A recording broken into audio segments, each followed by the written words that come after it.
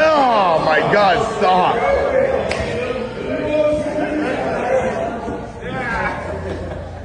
You like the crush? Yeah. There you go. Good. 8. Come on. 8, 9, 9, not 10. Time. Dave, last one. 8, 5. You got it. 4. Go. 14 time. Go. Good. Good. Good. Good.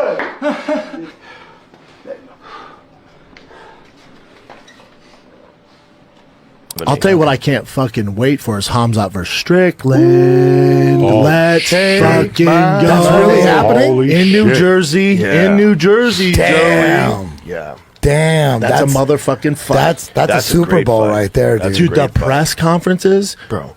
So you know how the UFC makes them do, like Paramount makes them do face-off like 3 times before the fight? They fly in on Tuesday. Yeah. They have them face-off with the lights. You can't do that with those. Imagine the shit talk. You can't do it. You can't do it. And Paramount, you know, they're in suits. Like, I don't see why not. It's like, well, because they're going to kill each other. Yeah, you can't do that. He called him a terrorist. We can't have. He called him a goat fucker. Yeah, we can't have it. Damn. Can't have it. Bro, I love Strickland. How good did he look against Fluffy? Before that fight, I'm like, man, Strickland will probably get fucked up by Khamzat. Then the shape I saw him in, I was like, motherfucker, he looks great.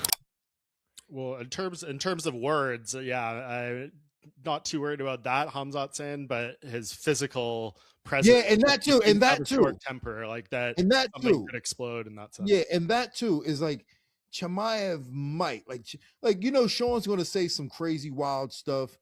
And then he's going to leave it at that, and he's going to wait for the fight. But you just don't know what Chimaev and his people might do if they're like truly offended, right? Or what he might say or do if they're truly offended.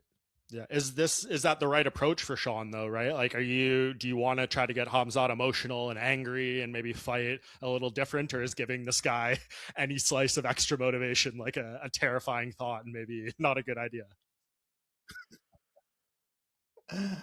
I don't know if I would go that route. I would just, I would kind of maybe focus on my game and maybe not see if I can't rile this guy up anymore, because you just, like I said, man, you never know, man. You never know, man.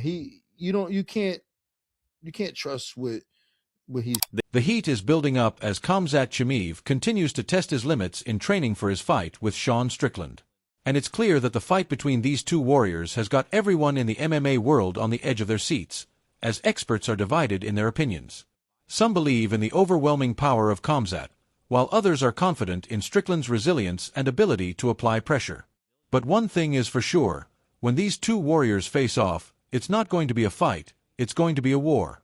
Sucks for Curtis, right? I think it was just a bad matchup. Really couldn't get nothing going, no striking going. I am happy that Strickland was in his corner, though, so he could get like a sneak peek of what's going to happen to him against Chimaev. That fight was just announced this week. Sucks for Imavov. You got to feel for him. I thought he earned a title shot. I thought that he was going to get the title shot, but I think the trash talk and the stupidity and the era we live in now, where Strickland talked his way into a title shot, and it's going to get people to want to talk, people to want to view, especially with Chimaev. They're going to go back and forth. The only thing I'm excited for is to see Chimaev smash him and walk through him. I think that's what it's going to be. I think he's going to be able to take him down, control him, and I'm hoping that cut him open a little bit, let him bleed a little bit, and then break him mentally and tap him out. For Mavov, I don't know if he's going to be the backup, if he's going to wait, if he's going to take another fight. But I think after Chimaev wins this one, I think he'll go up to 205. And then I think that'll leave an opening at 185 for a title. So be patient, Mavov. Commenting on the bout, Joe Rogan and his panel discussed the real interest in the fight, which lies in the fact that Strickland is certainly going to be taken down by Chimaev. But then comes the real question, what happens then? Strickland's ability to continue getting up from the takedown, along with his relentless cardio in the later stages and his sneaky, unpredictable striking, might start to change the course of the fight. Meanwhile, even though Chimaev is dangerous on his feet, the real question remains, does he continue to play it safe, or does he take a chance and stand in front of a volume pressure fighter? And Joe, the mystery of that fight is Strickland's going to get taken down. That's going to happen. He'll get taken down. But he's so well versed on getting up in his cardio. That third, fourth, and fifth round, if he keeps getting up, defend the submissions, that's when it gets interesting. He's also so hard to hit.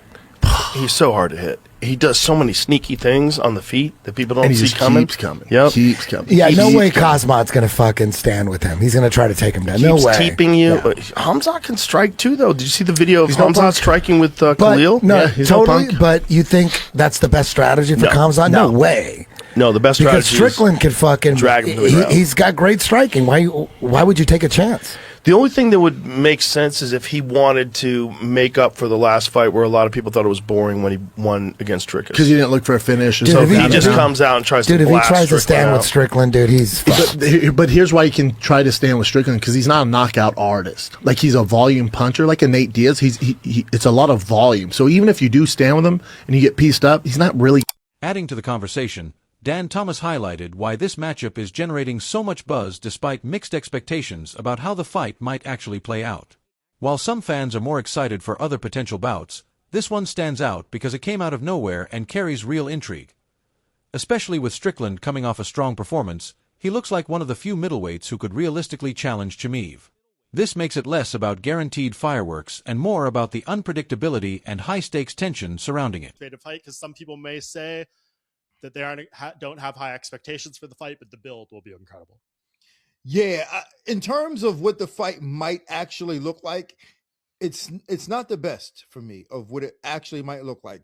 I think in terms of what the best fight might look like in all these fights is Ilya Gaethje.